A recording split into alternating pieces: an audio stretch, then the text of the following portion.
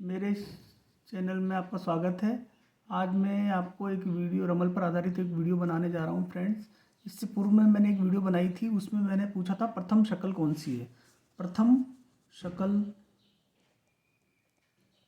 कौन सी है फ्रेंड्स, ऐसे एक वीडियो इससे पूर्व की आई थी और उसमें मैंने दो शक्लें बनाई थी, ए और बी। ए में बनाई थी मैंने फ्रेंड्स ये वाली शक्ल और बी में बनाई थी मैंने फ्रेंड्स ये वाली शक्ल। ये जो शक्ल थी ये शनि की शक्ल है और ये लहयान की शक्ल है फ्रेंड्स। तो उस वीडियो का सही जवाब जो था फ्रेंड्स, सही जवाब बी शक्ल जो है वो सही है, प्रथम शक्ल है बी शक्ल, प्रथम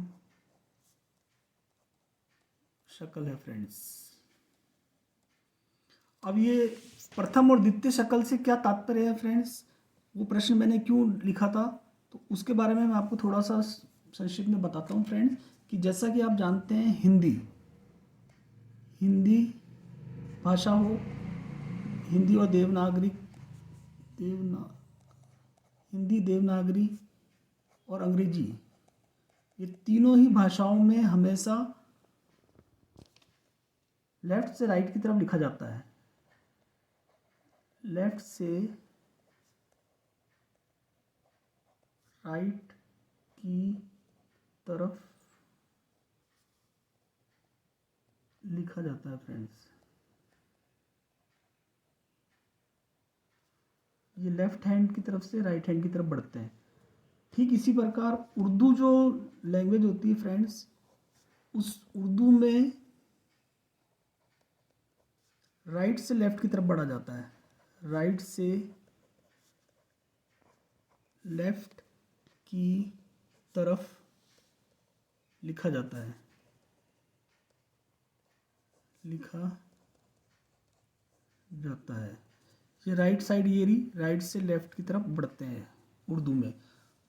तो इसी प्रकार फ्रेंड्स, अब जैसे आप जानते हैं कि रमल जो जायचा होता है, उस जायचे के अंदर ये जो प्रथम घर की शक्ल इसको बोलते हैं। यहाँ पर जो शक्ल आती है प्रथम घर की होती है, यहाँ पर जो होती है वो सेकंड घर की, द्वितीय घर की शक्ल होती है। प्रथम शक्ल ये मानेंगे, सेकंड ये मानेंगे। अगर कंटिन्यू अगर शक्लें जायचा बनाने के लिए कर रहे हैं तो फर्स्ट सेकंड थर्ड फोर्थ इस टाइप से ही चलता है। लेकिन खाली दो ही शक्ल का अगर अपन हिसाब किताब देख रहे हैं, जैसे कि ऊपर मैंने आपको बताया ये दो ही शक्लों के बारे में, फर्स्ट और सेकंड का अगर देख रहे हैं, तो इस कंडीशन में क्या होगा फ्रेंड्स, आप देखना। जैसे मैं ऊपर वाली शक्ल को ही लिख रहा हूँ कि ये लहयान की शक्ल है फ्रेंड्स और ये अंकिश की शक्ल है। ये अंकिश की जो शक्ल है फ्रेंड्स, ये शनि की शक्ल है एक तो, और अंकिश है और अशुभ है और दाखिल शक्ल है, दाखिल शक्ल है। अब जैसे मान लो किसी का ये प्रश्न था कि बीमारी कब ठीक होगी, बीमारी ठीक होगी, बीमारी ठीक होगी या चली जाएगी, चली जाएगी। ये उदाहरण स्वरूप मैं बता रहा हूँ फ्रेंड्स।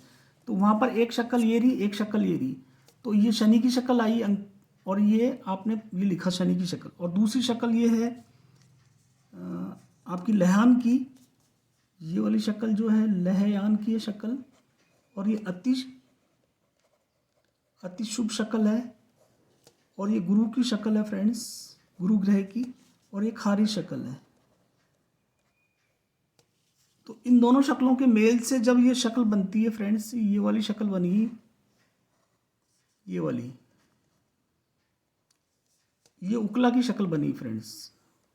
उकला की शक्ल भी शनि की शक्ल होती है। ये अति अशुभ है,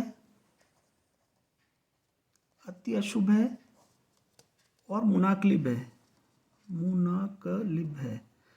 तो कहने का तात्पर्य है कि जब भी ये बीमारी का प्रश्न होता है, पहले घर की शक्ल इसको मान लें और छठे घर की शक्ल इसको मानकर, अगर दो ही पहले घर की शक्ल ये माना और छठे घर की ये मान के अगर ये आंसर आया है, तो कहने का मतलब है कि ये शनि की पहली शक्ल शुभ है, अशुभ है, दूसरी शुभ है, यानी अति शुभ है, तो पहले बीमारी हो गई और बाद में अति शुभ आई है, तो इन दोनों की शक्लों से जो शक्ल बनती है ना शुभ और अशुभ शक्लों से, तो उस शक्ल को देख के भी अंदाज़ा लगाया जाता है कि भाई क्या फलित होने वाला है। तो इस केस में ये होगा कि खारिज की शक्ल आई है तो बीमारी एक बार तो ठीक हो जाएगी फ्रेंड्स, लेकिन कुछ सालों बाद, कुछ अरसे बाद पुनः बीमारी लौट के आ सकती है, ऐसा माना जाएगा फ्रेंड्स। एक बार तो व्यक्ति पूर्ण रूप से स्वस्थ हो जाएगा।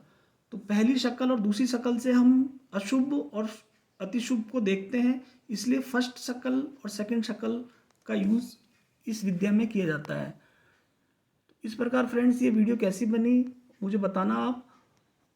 और ये वाला जो मैंने बताया है फ्रेंड्स, ये पहले घर के जायचे के पहले घर की शक्ल मानना है, इसको छठे घर की शक्ल मानना है उदाहरण स्वरूप, फिर ये आंसर निकला है।